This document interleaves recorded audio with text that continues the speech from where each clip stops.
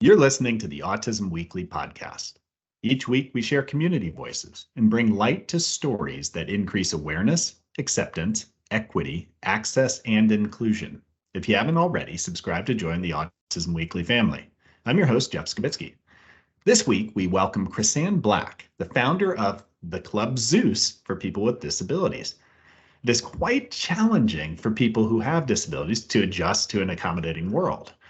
Many institutions, entertainment areas, and other public locations lack the accessibility features needed to assist individuals with disabilities. Crisann took action after growing weary of witnessing how difficult it was for her child and others like him to find a welcoming atmosphere. In this nightclub, she hosts a dance party once a month for people 18 and older. People can visit and take part in dancing, drinking, and being in a welcoming and secure environment. Crisann, welcome to the podcast. Thank you so much, Jeff, for having me. I really appreciate you. No, it's my pleasure. And this is such a unique undertaking that you took, is that the idea of, the idea of inclusion and acceptance, oftentimes there's a hindrance to that, even people getting there. And that hindrance is accessibility. It's creating the right environment. But before we go there, I want to know how you actually decided to take this on. I mean, what is it about your life that drove you to say, I want to create this environment for my child and for others? Yeah, early on, so I started my career in the early 2000s. I was actually a caregiver for several years, and I gradually moved up within the field. I started focusing more on case management. And then I became a director of an agency, and I was there for about 10 years. And throughout my career, I was super involved in understanding the law pertaining to individuals with special needs and really trying to understand myself, how I could be the best fit and how I could be the best support and advocate for people that I serve. And when I became pregnant in 2017 with my fifth son, I was teaching Article 9 classes, which here in the state of Arizona is a law for protecting individuals with special needs, and really helping to inform their caregivers about the challenges that they may face. And in one of my classes, I specifically said, with the rate of autism growing, the likelihood that the child that I'm carrying could potentially have autism is greater, not knowing that several years later he would be diagnosed with autism. And so having had a full spectrum perspective in this field with working and now becoming a mom to a child with special needs, I feel like it's really given me an opportunity to say, where in all of the years that I've been in this field have I seen the biggest lack? And it's always been in outside activities, extracurricular activities for adults, because with children, there's still a level of protection with regards to their health and their status. And, folks are less likely to ask questions when it's a child, but when it's an adult, I feel like that's when the division starts. And so it's so unfortunate. One of the things that I, try my hardest to express to people who are unfamiliar with individuals with special needs is there is no them and us. We are one. And I think the sooner that we really try to identify that, yes, some of us may not have been exposed as much as others, but there is no division amongst us. I think that quickly helps to break down those walls of separation and saying, oh, well, this is for individuals with special needs. I want my dance to be for everyone, but geared towards providing the safe, inclusive environment where people that have special needs can access it. They have a restroom that's accessible for them, that they have facilities that are designated for their special accommodations. And so I think with, in working in all of these areas, I thought, okay, a dance would be something that a lot of people like, but bigger than a dance, I wanted it to be a nightclub. I wanted it to feel like a place where adults could come, let their hair down, dance, sing, have a great time. And so far we've had 5 dances, and in those 5 dances, it's gradually progressed to a place where people are feeling more and more like themselves. They come in, they feel like it's home. Early on, one of the things that I had said was, in creating this, I said, I really want it to feel like Cheers. I want it to feel like a place where somebody walks in and everybody knows their name and they're welcome to do whatever makes them feel comfortable. And, over the summer, my family and I, we took a small little vacation and we went to a water park. And so my 4 older children who are neurotypical, we're all playing and having a good time, meeting with other strangers, children that they'd never met before. And they developed small relationships in the couple hours that we were there. And also in those few hours, I recognized that I had to constantly explain Zeus's diagnosis. I had to constantly explain reasoning for his behavior, because at that time we were really struggling with helping him communicate. He wanted so badly to communicate with us, and it was affecting him through his behavior. And so I caught myself repeating the same phrase over and over to all the families that he would interact with their children. I would say, he's on the spectrum. We're really working hard to try to, correct some of these behaviors. I'm sorry that he splashed your child in the face or he snatched their toy, without asking. And, it got so exhausting. And I quickly was able to recognize that with my 4 other children, they were able to just play leisurely. There was no judgment. There was no questions. And they were able to really develop organic relationships. Even my little girl, she's super funny. She said, Mom, can you get this little girl's phone number so that we can play again? And they live in a whole nother state. And but it's just that mindset that, she recognizes that there's an opportunity to connect with somebody in the future because of our technology.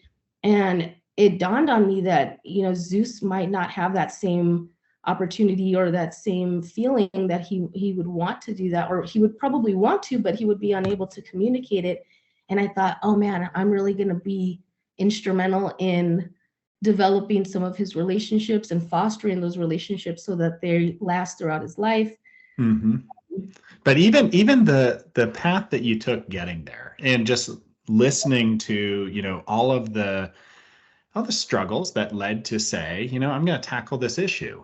There are invisible walls almost that are set up, and it's not, I don't think, always cognizant. I don't think that we want to create the walls, but somebody might see your son Zeus and he might be engaging in some behaviors, and instead of just engaging with him and being a part of his life, they're trying to understand how he's gonna be a part of the environment. How can I'm not used to seeing him here. I'm not used to seeing him at a water park, at a dance club.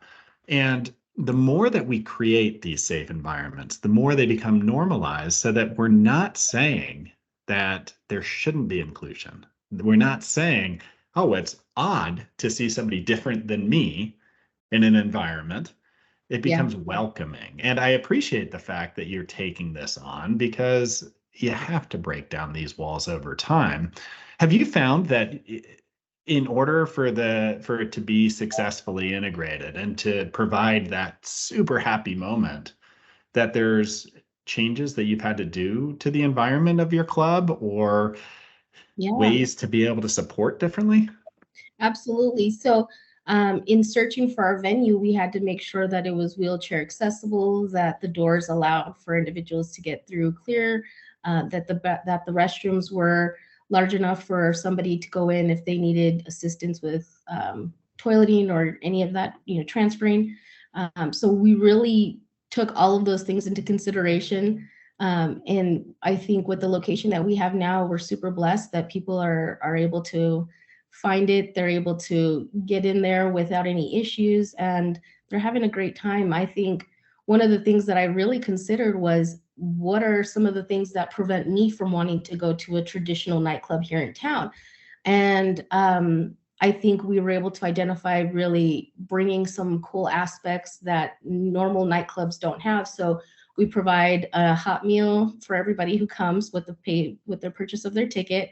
They get dessert, they get free drinks. We're a non-alcoholic environment because it's 18 and up, but we make mocktails, and so they have a great time drinking their fancy drinks. And, really I've noticed that, everybody says the same thing, families, friends, they'll say, I just feel like I can dance and nobody's watching. And if they are, they're not judging me. And I thought, how beautiful that even if you're being watched, they're not watching you in a malicious way, or you don't have that feeling, that insecurity.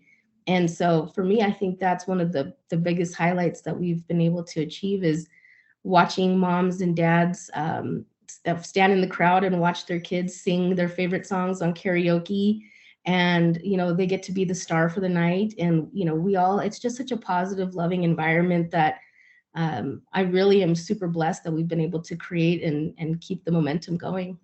No, absolutely. And I mean, it's got to be discouraging at times if you need a wheelchair to be able to access a building and the building's doors aren't wide enough, or you don't have the ramp. It's like, okay, so I don't get to participate in all the activities everybody else wants to enjoy. For some reason, there's this barrier society has created for me that tells me I can't have fun there. And same thing for children that identify autistic. It's, I want to be out there dancing.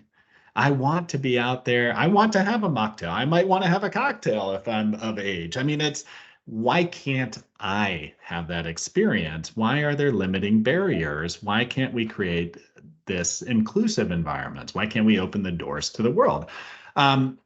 Is part of the mission of Club Zeus, is it to try and make sure that, those that are neurotypical or maybe have different abilities, is that they're able to engage in the same activities and that the space is open to everybody? Or is it just for people that have disabilities or identify as neurodiverse?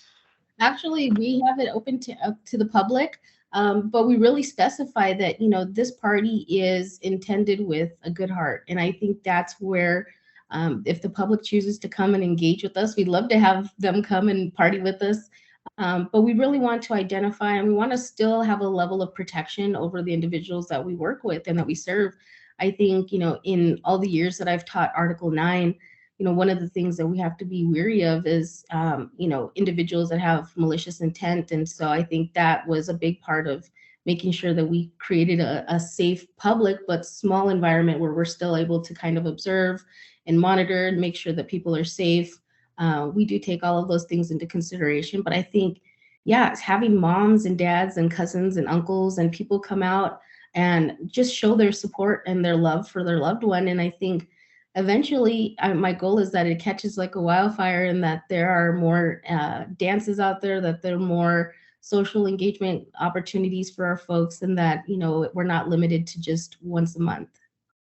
No, and I think that's an absolute great goal to have. I think that the more that people are able to emulate what you're doing, to be able to take that, not just in the dance club world, but to do it in sporting venues, to do it in acting groups, to be able to create the opportunity. And then I think acceptance and inclusion follows.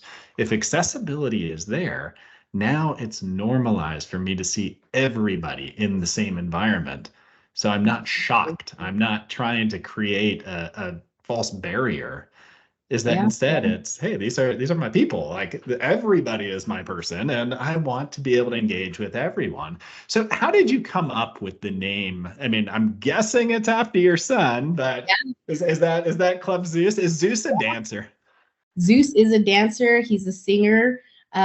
He is just a ball of life. And, I think he's just got such a beautiful name. And when I was thinking of names, I thought, well, definitely don't want to call it Club Crisann. Nobody will come. It doesn't sound like a very fun name, but Club Zeus, I think for him, there's so many goals and so many visions and dreams that I have for him, but I know that his dreams are going to be bigger than mine. And the fact that we're able to really knock down a lot of these walls and say, like you just said, acting, sports, it's a shame that we've taken so long to get to that place of complete inclusion and complete understanding. But I also think it has to be an organic thing in order for it to be to have successful longevity. And so, like with my children, with my 4 older kids, it's so beautiful to watch when we go out into the community. We were at a birthday party not too long ago, and when Zeus got into the bounce house, right away, my children were telling the other kids in the jump house, hey, you need to be careful with my brother. And they would try speaking with him and he wouldn't respond, and right away they came to his defense and to advocate for him, and they said, he has autism, he won't communicate with you, but he knows what you're saying. And so I just was so blessed to be able to witness them educating other little kids, so that there is no more bullying, so that there is no more misunderstandings. I think a lot of times, we're scared of things we don't know. And so helping to really educate kids and educate other individuals in our community so that they are exposed. A lot of people don't recognize that they're exposed in certain ways because not everybody wears a badge describing what their disability or abilities are. And so I feel like, we're getting to that place where we're going to be able to recognize that there's going to be limitless possibilities for all of our folks, and that there's not going to be a struggle to get through that door. No, and I actually I think that I see this all the time, and I actually catch myself at times making assumptions. And one of the things that probably you've utilized quite a bit with Club Zeus is being able to really ask the community what it is that's going to make their time better. It's not me presuming, hey, well, I should be doing A, B, or C. It's looking at and talking with the community and understanding what's important to them. And you have such a diverse community. What are some of the things in particular that maybe you've learned through the process of kind of interviewing, asking, watching, observing, that you're like, oh, wow, I had no idea that this is what people were looking for? Oh yeah. Early on after our third dance, I was receiving some amazing emails, and I'll share those with you later, where folks were just reaching out and they were saying, "You hit the nail on the head." And I thought, wow, this to me, it was, first of all, I was expecting a lot of feedback about things we could alter or things that we could make better. And um, the general consensus was that they were just so pleased to have a place where they could be themselves. And from some of the letters that I received, they were saying I'm 38 years old and I've always looked for a place like this. I'm 60 years old and I've always looked for a place like this. And as grateful as I am to hear that beautiful feedback, I still follow up with, but how can we make it better? What else would you like to see? What else can we do?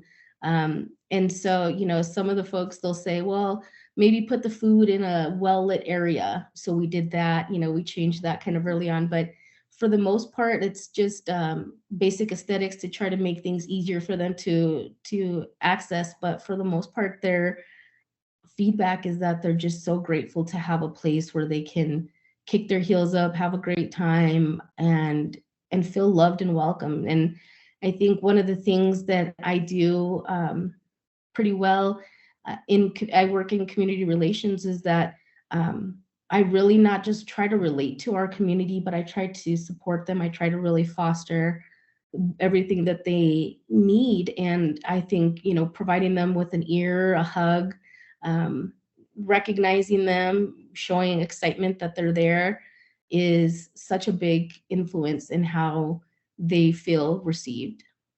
Yeah, and I think that we all want that opportunity to be able to kind of be ourselves, enjoy everything around us. And oftentimes is that there's a heavy clinical role of what's occurring within everybody's lives when they have any sort of different ability or neurodiversity, is that we're trying to establish skills. And you sometimes forget that the most important thing is opening up worlds and opening up opportunities. And it sounds like this has been the focus of that. Have you heard feedback on, just because I've had this confidence, or I went to the dance and I started feeling more like myself, that this allowed me to do A, B, or C socially in the environment around, or this really helped my esteem to be able to carry this on beyond the dance club?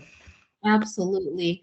I've had some folks reach out that have attended that have asked to start helping with fundraising, that they want to get out there and they really want to, be a voice for the club. And I just think that's incredible because from what they've shared, that's not typically their personality, is to go out and talk to strangers, but they're ready and willing. And they ask me, let me know when you want to go out and pass out flyers. We'll go with you.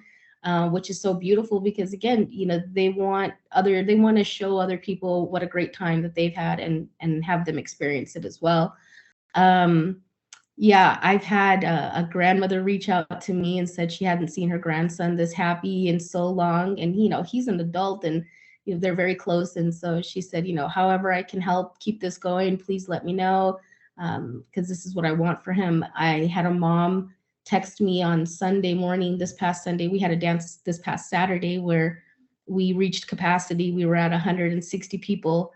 And, this mom, she pulled me to the side during the dance and she said, "Are you Crisann?" And I said, "Yeah." And she goes, "Oh, I just want to thank you so much." She said, "My daughter's having a really wonderful time." And I thought, "Oh, that's great." Well, she followed it up with a text message the following day and said, "Typically my daughter won't leave my side." And she was in the next room, dancing her heart away. And it was like nobody else was there. And so, to me, that's the most rewarding part of all of this is just, having families.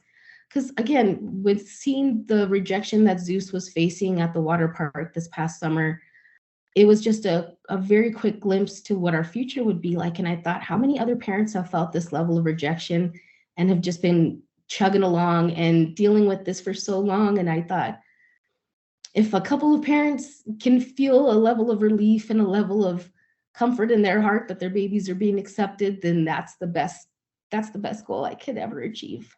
Well, I mean, it sounds like you're achieving it, but that's exactly where my mind went was, there's so much disappointment already in the world.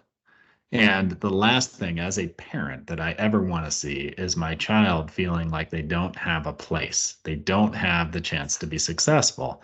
And just hearing these stories and hearing the parents' response to it as well, not just the child who's enjoying it and the young adult who's having a blast and the time of their life, but the parent who has been looking for that opportunity just to see pure joy on their Oh yeah. child's face. I mean, I'd be kind of like asking to be like a fly on the wall just to watch my child just kind of be and just express themselves and feel accepted and everything that you're creating. So I mean, I applaud what you're working on and what you're building. What do you tell these families? What do you tell even the people that are wanting to potentially come to the club about recreating this environment or continuing this environment beyond the club? And how do you help them to advocate for more inclusion? Absolutely. I think, a lot of families are really picking up the ball and they're running with it, with regards to setting up dates outside. So we had a speed dating opportunity in November, and we had some folks that matched up and they sent me pictures of themselves out on their dates. Um, you know, I think a lot of families are recognizing that it's possible for them to do it. Sometimes it just takes one person to kind of get the ball rolling, and then they say, well, hey, if she could do it, I could do it. And so, yeah, I'm really hearing a lot of positive feedback from families that are saying, I want to start a sewing group, where people can come together and learn skills and different trades. I've had people say that they want to start movie nights. And so it's just so beautiful because that was the entire focus of it was, let me facilitate a night that we get together, but then you guys run with it, go out to eat, go out to the movies, go to festivals, concerts, make it a place where we just, congregate and then you can take it out. And so this past weekend, a couple of moms were messaging me saying that their kids were swapping Facebook profiles with other people and becoming Facebook friends. So again, it's just, really creating that level of exposure for our folks to be able to say, I feel comfortable enough to ask somebody for this. And again, I just feel like we've really created a beautiful environment where rejection doesn't exist. And what I hope comes of this is that you've actually opened a variety of people's minds, but then they're opening doors for this to happen within their communities. And it doesn't, I mean, you've done the dance club, you've done it great, but it could be anything where it's just saying, if I open one door, whoever went through that door is now going to start opening 5, 6 doors on their own because now they feel empowered. And that's what we want for our communities. That's what I want for my children is, hey, Yes. somebody open the door for them Yeah. so that they can start exploring and feeling confident that they belong. And it sounds like for Zeus is that you're already creating these environments. So I do want to give you a chance because it sounds like you're so involved in the community, and that you have a really good understanding of, that social impact of what's going on. Part of the challenge that we're seeing right now, and it's happening everywhere, is just mental health is kind of a hindrance for a lot of people to be able to go and engage in nightclubs, to go and put them out there socially, to create a community around them. What do you feel like is needed out there on the mental health side to be able to really empower people? Well, with regards to mental health, I think, so many of us are uneducated on what it means. I always try to explain to people that are doubtful or kind of negative when it comes to mental health support. I say, well, have you ever lost a friend or a family member and you've experienced grief and somebody said, get over it? Or, it's been 4 years since your father passed, let it go. And you say, how dare you?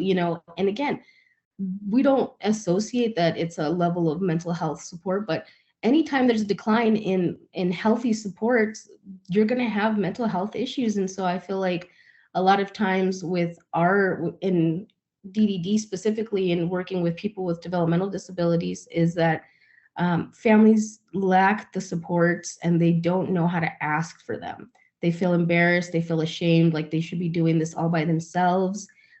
We've really broken away from a village mentality, which is so terrible for our natural supports, as we start to call them, unpaid supports. We don't have, grandmas and grandpas offering to provide care for free. So that's why you're seeing such a huge spike in attendant and habilitation services for our folks. But, I always try to explain to people that I recognize with the financial impact of having to work, you might not be able to provide those hands-on care, but I always try to explain to people, research, find out how you can stimulate your own economy in your own home. If, like in my situation, my oldest son is a provider for Zeus, which is such a huge benefit, because if not, I would have to have a stranger come into the house to provide his care, which could greatly impact me. If I already suffer from a high level anxiety, now I've got a stranger coming into my home. How am I going to function as a parent? How am I going to reciprocate any type of emotions or supports to my kids if I'm not receiving those supports? And so I think with regards to special needs, we really have to focus on not just providing the supports for the individual who is affected, but the entire family, because essentially the family is affected. I think in a great part of what I really want to focus on is helping families to reach out, ask for help, ask for advice, seek each other for support, offer barter and trade amongst each other, so that it's not such a hardship to carry. Because in my situation, I'm super blessed. My husband is he's an incredible guy. He's a licensed caregiver as well. And so he is able to provide a lot of understanding and supports because he's familiar with this. But for some families, if the father is a trucker or outside of this field, they might not get why it's so heavy to do what we do. And so I feel like really helping to engage the community, grow in supporting each other organically, so that we don't necessarily need paid services, but we can come together and say, hey, it looks like you need some time off. Let me come in and provide some service unpaid to you. And then maybe in a couple weeks when I need that help, you can come help me out, and then we can serve each other in that way. And again, growing our villages is a huge thing, because there is no reason why we should have separation of them and us. It's all of us together. And I feel like with the younger generation, it's going to be so much more fluid for them to do something like that compared to my generation or older, where it's very much like, oh, that's the special ed class. That's the, and again, really breaking down those walls to where it's like, this is just a class for individuals who might need a little extra support. I think I want to go work in that class. I want to get involved, and not creating those lines of division. No, no, absolutely. And I think that those ideas should continue to be amplified is the idea that, we need to take care of ourselves first before we take care of others. Is that even in day-to-day life, when I'm not sleeping well, when I'm not eating well, guess what? I am not my best self. And if you add stressors on, it's 24/7 job taking care of a child. And if you are not taking care of yourself first, good luck. Well, I even say to myself, like, man, all the years that I was in this field, whether it was as a caregiver, as a trainer, as a director, it holds no weight to being a mother of a child with special needs. It's a very different ballgame. And, all those years before, I used to give advice, unsolicited and probably unwarranted advice to people. And I would say, well, you should do it like this. And how come you don't do it like that? And now that the shoe's on the other foot, I say to myself, oh my gosh, I had no business speaking. I should have just stayed quiet. But I think in observing all of the families that I've worked with, that's the huge need right now, is that, again, caseworkers come in and they provide as much support as they can for the individual, but then they see mom who's struggling, who's barely keeping it together, and they wonder why there's behaviors. They wonder why there's a disconnect, and it's like, well, we really have to start encompassing the entire family. And I get that there's always going to be a money issue involved in it, but I say to myself, well, again, where are those organic, natural supports, and how could Club Zeus become that? I would love for parents who are burnt out to be able to feel a level of comfort to say, you know what, I feel comfortable dropping my child off here, my adult child off here, and that they're going to be safe and that they're going to have a great time, and I can come back and pick them up. One of the things that was told to me that really impacted me was from one of the gentlemen who's been at our dances from the beginning, is that he loves that we don't treat him like we're paid staff. And that's one of the things that he really emphasized is, in his entire life, any activity that he participated in, he always felt like somebody felt obligated to be there. There wasn't a natural want. And with our group, even all of our volunteers, one of the biggest things that I really emphasize to them is have a great time with everybody here, dance with everybody, sing with everybody. Don't ever make it feel like you're their helper. They can do on their own, and if they need your help, they'll ask you for it. And so they've done a really good job of just treating everybody like a peer. And I think that's what's, kind of keeping us successful, is that people can sense that there's no level of obligation to be with us. Yeah, a great culture and a good view on the perspective of, what we're really there for and mission. It takes you a long way. So where can people learn more about Club Zeus and about the work that you've been doing? Yeah, they can check us out at on Facebook at Club Zeus AZ. We are on Twitter, Instagram, and TikTok. And we'll be getting a website up and running pretty soon. We actually have a fashion show that we're putting together for 2023. We're very excited. It's called Fashionability. And we really want to showcase clothing that helps individuals who may need some assistance in other areas, whether it's Velcro clothing, snap clothing, zippered clothing. And, we just want to make it a very inclusive environment so that we have clothing for all individuals, but all of our models will have a special ability. So I'm very excited about that. Well, I definitely appreciate everything that you've been doing, and I appreciate you coming on. I wish that I had a little piece of your brain and all that creativity going on, but I don't know that I can borrow that. So, but thank you so much, Crisann. Thank you, Jeff. Thank you guys so much for having me. I hope you have a blessed day. You too. Thank you. Thank you for listening to Autism Weekly. We hope you tune back in next week to learn more about autism in the real world. Autism Weekly is now found on all the major listening apps, including Apple Podcasts, Google Podcasts, Stitcher, Spotify, Amazon Music, and more. Subscribe to be notified when we post a new podcast.